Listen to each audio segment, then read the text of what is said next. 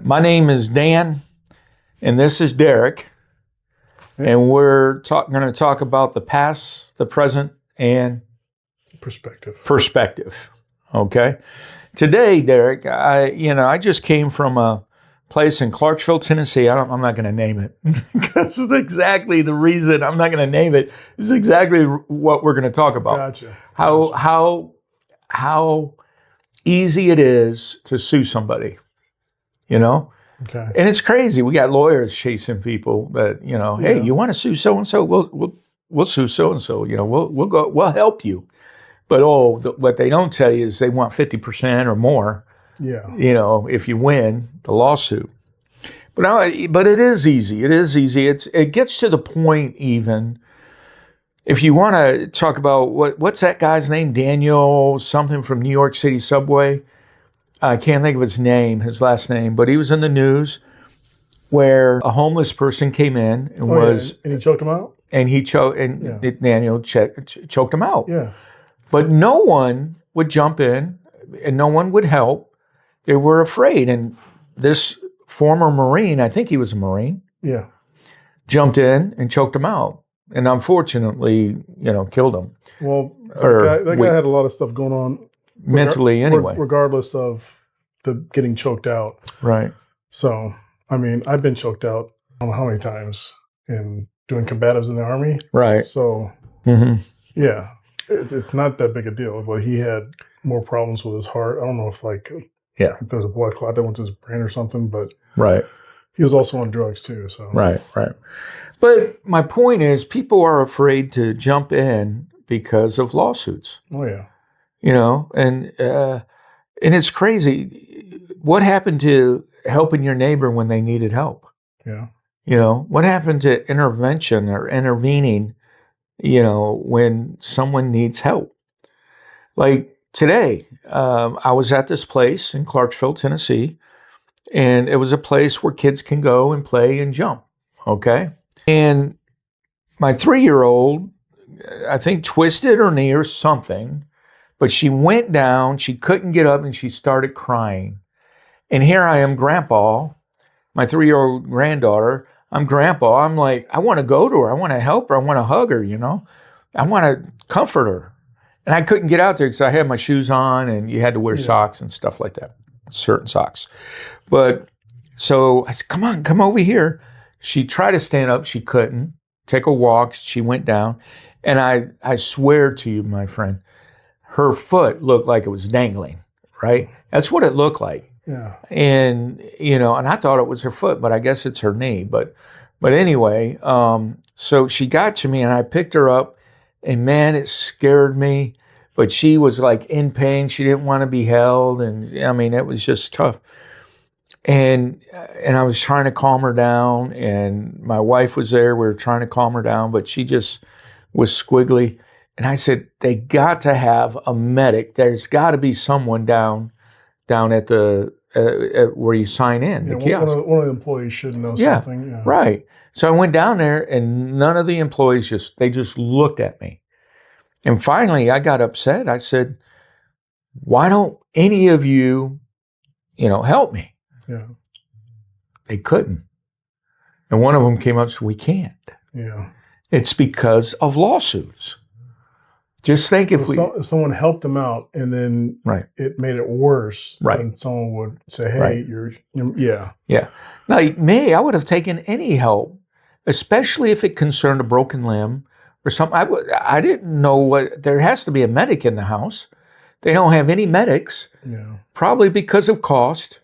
You know what's the irony behind that? Not more than 10 miles away is hundreds of medics that probably could use a side gig in the evenings if they're not deployed or in the field. Oh, that's true. Yeah. But they don't think about these things. The corporate doesn't think about these things. All they're afraid of the lawsuits. Afraid of lawsuits, be more cost because it'd be another employee. Yeah, I get that. Yeah. But I think we've been to the same place before. Right. With my kids. Right. And my wife's a nurse, so she's actually checked out other kids that have hurt themselves. At that place? Yeah. Yeah. Wow. I mean, like you said, we sign a waiver, and if we take the time to read the waiver, which would take an hour to read, it's like, all right, let's go there to your kids, and then hold on, let me take to my lawyer, read through the waiver. Wait, I'm liable for everything? Okay, right. Yeah. It's not that I just wanted help to make sure nothing's broken. I'm like, her foot looked odd. I thought it was her foot. One of my employees was just telling me, Dan, 3-year-olds they're very resilient. Their bones aren't very fully developed, so it's gonna happen. I wish I try to tell my wife that, like with my whole arm thing, with it happening on a dirt bike. If I would have been riding dirt bikes since I was like a kid, I'd obviously have more experience and all that stuff. But I'd only been riding for 3 years. But yeah, a fall or getting into an accident that's bad for me, might not have been as bad if I was younger. They're just, I guess, more limber. They could just, they can take a beating and heal up quicker. Right. So anyway, I think what you were talking about, talking about the past, back in the 90s, it was a big thing, wasn't it? Or 80s? Lawsuits? Yeah, lawsuits were big. I remember I got into a couple of car accidents, and it wasn't like lawsuits. It was just insurance claims that we got from, because it was the 2 accidents I was in, it was never my mom's fault. We got T-boned. We got T-boned in an intersection one time. But recently, when I've driven down to Florida quite a few times in the last couple of years. And driving down there, I'm seeing more and more billboards for lawyers. And it's more and more the same subject. Have you been in a truck accident? Yeah. I'm like, truck accident. And then later, I was always wondering, like, why is there that many people getting into accidents with semis? And sure enough, with that whole visa program, a lot of like Indians and Sikhs and stuff, they're coming over to get those jobs. And they don't speak English, and California is just issuing them a CDL license. Like, you got to know how to operate the truck. You got to know the rules. But now they're getting into accidents and not paying attention to the road and just plowing into cars and killing people. But there's a lot of people that are suing because of that. Suing the companies? Probably. I can't imagine suing. What, you're gonna sue a guy that's a refugee or not a refugee, just a visa applicant. Yeah, I mean, they don't own their own rigs, so wow. And then you hear in the news too, police officers. I know someone who wanted to be a police officer, then decided not to because now they're even getting sued. Well, you got qualified immunity though for police officers, but still that covers them for like if they're found not at fault, then they can't get sued. There's criminal court, and then there's criminal court, and then there's what? It's funny. This is what I do. Civil lawsuits. Yeah, civil. It's what you do. So they if everything's in line of duty or whatever, then they can't get sued in civil. But still, it's either lawsuits or it's what was it? People are going to spit on you, throw something at you, that sort of thing, or kill you. So I know people that again that want to be law enforcement, but they just said, it's not worth it anymore. It used to be a high calling, in a sense. I got a friend who was a police officer in California, and they moved from California to Tennessee, and now he's a police officer here, and he likes it a lot more than being a police officer in California. Really? Because all the stuff that they can't. That kind of sounds weird. All the stuff that they can't do in California, they can do here. And not so much like stuff that's like illegal or bad, just or unethical. They're able to police, because they hinder police in certain areas around the country, like Minneapolis right now. And that's the reason why those 2 people died, was the fact that they told the local law enforcement that they can't help out the Border Patrol and ICE. Right. So right. Well, if we can merge into that part of the conversation, and I hear so many people talk about, well, if you weren't out there, challenging people, then you're not going to get hurt. Well, that's the big thing, is people are saying, oh, it's a second. They're saying you can't have a gun out, and like, no, that's not it. Right. You can carry. You can go protest. You can go protest and carry. The one thing you can't do is interject yourself in a law enforcement operation and obstruct the officers when they're trying to get to somebody they're detaining. Right. So, and most of the time, it's more than likely someone that you wouldn't want to live near. Yeah. Most of the time it's someone that, is either, a sexual predator, or, someone has done something in another country. Oh, you're talking about the illegals that they're running? Yeah.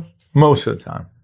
And really, I don't know, but I just hear the reports where, so many of them have been to prison, or so many are criminals. Yes. One of the big things that happened, like in the 80s, was it Castro. Castro, he emptied his prisons and his mental institutions and sent them to Florida. And that's where we get the movie Scarface from. I was just thinking of Scarface. That's something that happened. I mean, that's why they made the movie. And that's what the guy at Maduro that we just captured. Maduro, right. That's what Maduro did in Venezuela. He emptied his prison and said, go. And all those caravans that were coming up through Mexico. Mm-hmm. Yeah. It's not good, especially if they're taking over apartment buildings. Right. So today, we find ourselves not engaging in social ills. What I mean by that, if someone gets in an accident, I'm not going to help. I don't want to get lost. I don't want to, maybe they'll help, maybe they won't. There's that thought. Am I going to get sued if I go in there and try to help someone out of a burning car? Maybe I won't. Maybe I will, Or if someone's being attacked, especially physically beaten up, I'm not going to help because, one, I don't want to get hurt. Two, I might get sued, Yeah, that's something that I've dealt with because I conceal carry a lot. Mm-hmm. And a lot of times when I'm out with family, there was one time we were out at the boys wanted to go bowling. They'd never been bowling. They were younger. Right. So we went out to the bowling alley and bowled, and these, I think they were teenagers. Mm-hmm. They got into a fight. Right. They were older teenagers, probably 18, 19. Right. And they were getting into a fight going into the bathroom there. And my wife wanted to stop the fight and told me to go. I'm like, I'm not going to get into it. Like, that's something that I can't. I'm not going to interject myself and bring a gun into a situation. Oh, yeah. It's not needed. Right. Let them fight it out. If it gets real bad, then we'll call the cops or have the people that are managing the place. Yeah. Let them. Yeah. So you didn't engage because you had a gun on you. Yeah. I know the rules. Yeah.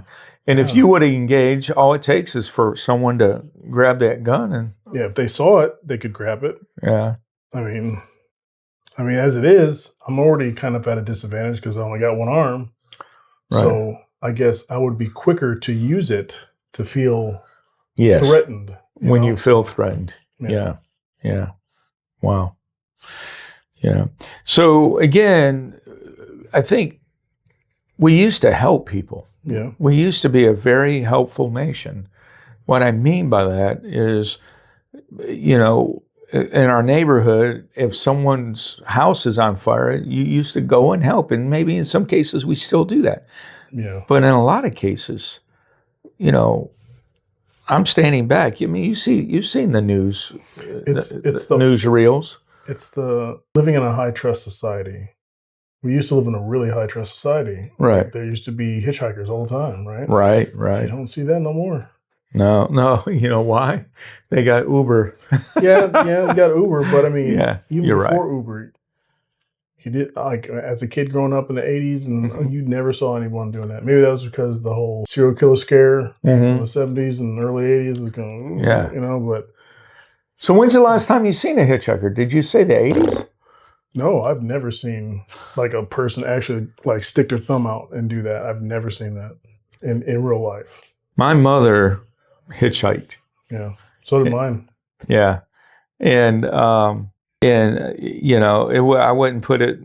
I'm trying to remember if she hitchhiked with me when I was little, and she probably. I can't remember if she did or not. I know that we had a tough time growing up. Yeah, and we didn't have. She didn't always have transportation. Yeah, but you're right. Nowadays, you don't know who you're getting in the truck with. Yeah.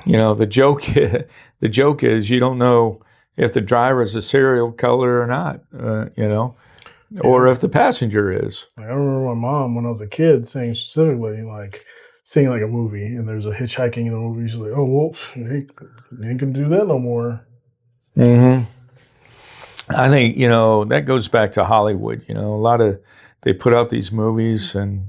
They scare people. Old slasher films. It scares people, and maybe Hollywood has changed. I mean, this is probably a totally different topic to talk about, but the influence of Hollywood is probably larger than we can ever think of. How old Hollywood, yeah. Old Hollywood. What do you mean? Like back in the studio days, like before my time, it was influence was really big, and even after that, I think. Oh, I'm just thinking of the social influence. Yeah. Like in the 80s and the 90s, it was still pretty big. Right. I think what killed Hollywood, well, not killed it completely because it's still out there, but it really took a swing was COVID, shutting all the theaters down. Oh yeah. Yeah. And then then they had this writer's strike that happened. Yep. With AI, and they're all scared. So. And now, I tell you what, I don't think I've been to the theater in 6 to 8 months or more. Yeah, it took us a while to go back to the theaters, but I haven't been back. That new one they got at the mall, it's pretty good. Okay, it's new. I take it back. It's still clean. Yeah, I've been to that one. Okay, so maybe 6 months ago I went to one when it first opened. Around the time it first opened, I went to see a movie with my. In fact, I think I went with my brother. But anyway, the possibly up in Ohio. I can't remember. But anyway, now I just wait for if a movie comes out, unless it's like, for instance, a Marvel movie. Yeah. Like I'll go see that at the theater possibly. Yeah. Or if it's, Mission Impossible movie, those high-end movies or expensive gross movies, whatever you want. Yeah, the last movie I went to see in the theaters that was actually like, oh yeah, you have like it was Star Wars. No, the Top Gun. Top Gun. We went to Nashville and they had a 4D theater that the seats moved. And it sprayed like smoke, air, and mist in your face. Right. And you get the real experience. And it was it was pretty immersive. It was pretty cool. Yeah. So, but now because of COVID and the writer's strike, now like Apple is making movies. I think it's Apple TV, Netflix. The streaming services. Streaming service, they're making movies. Paramount Plus. That's a thing I wish I would have got on the ground level. With buying stock? Netflix? Yeah. Like who's going to go to Walgreens and pay but then we ended up doing it a couple times. Yeah. And I think at first it was like a Netflix. It was a movie and a video game rental thing. Yeah. Yeah. Then they went streaming and that's it. Yeah. So the question really goes, we've talked about this idea of lawsuits. Yeah. And why aren't we helping people? Why are we afraid of lawsuits now? Instead, why can't we just be more helpful with one another and not be afraid that someone's going to sue us? I think it's that whole high trust society thing and the larger culture of America being more homogenous, I guess. But explain that. So after World War I, we kind of needed to up our population more, so we allowed a lot of immigrants in, and a lot of those immigrants were, majority of them were from European countries. Right. And they kind of had the little offshoots in the different areas that they were in, like little Italy and stuff like that. On the West Coast, you had Chinatowns and stuff like that. Yeah, in Michigan, you had a whole lot of Polish immigrants congregate. Or same in Wisconsin. Yeah, live in certain areas of the city of Detroit. Yeah. So with that, they kind of had this whole they kind of kept the whole old world with them, right? But they also they were teaching their kids. The first generations to, hey, you guys are American now. This is your country, right? And now you don't see that. You see, oh, well, you're Puerto Rican, so even though they're a territory, U.S. territory, and they're still citizens, they'll still claim Puerto Rico before they claim. Yeah. Now I'm married to a Puerto Rican. Most people don't even. How do you know? It's okay. I knew that. I forgot that. Yeah. No, it's okay. It's okay. It's okay. I'm going to sue you now, man. Yeah, I'm kidding. I'm kidding now. I used to.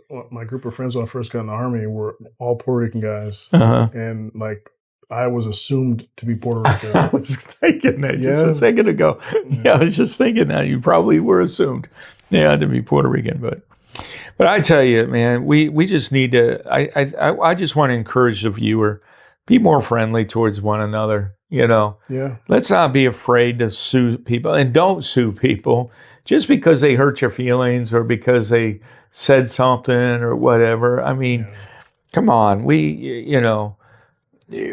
should be more helpful one to another. I just grew up that way. Yeah. Like for instance, in front of my office space, I couldn't just carve out space in front of my door last week when we had the Snowmageddon, So I went in front of every door and I carved out a little half moon space so they can open the doors, right? And it was needed because you couldn't open the doors otherwise. Yeah. So, and then the manager of the building, her husband came and did some more.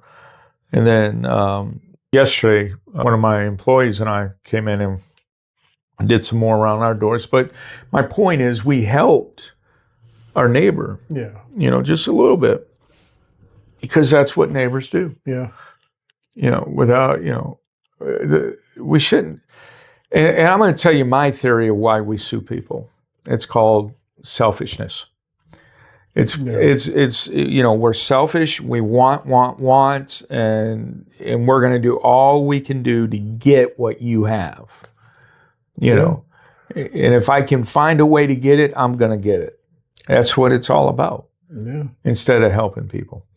Maybe a couple of years ago, I was driving with my sons. My youngest was in the front seat, my oldest was in the back seat, and I was driving. Mm-hmm. And we're up, was it Martin Luther and Madison Street? All right. That intersection. Right. There was something going on with the interstate, so all the trucks were diverted.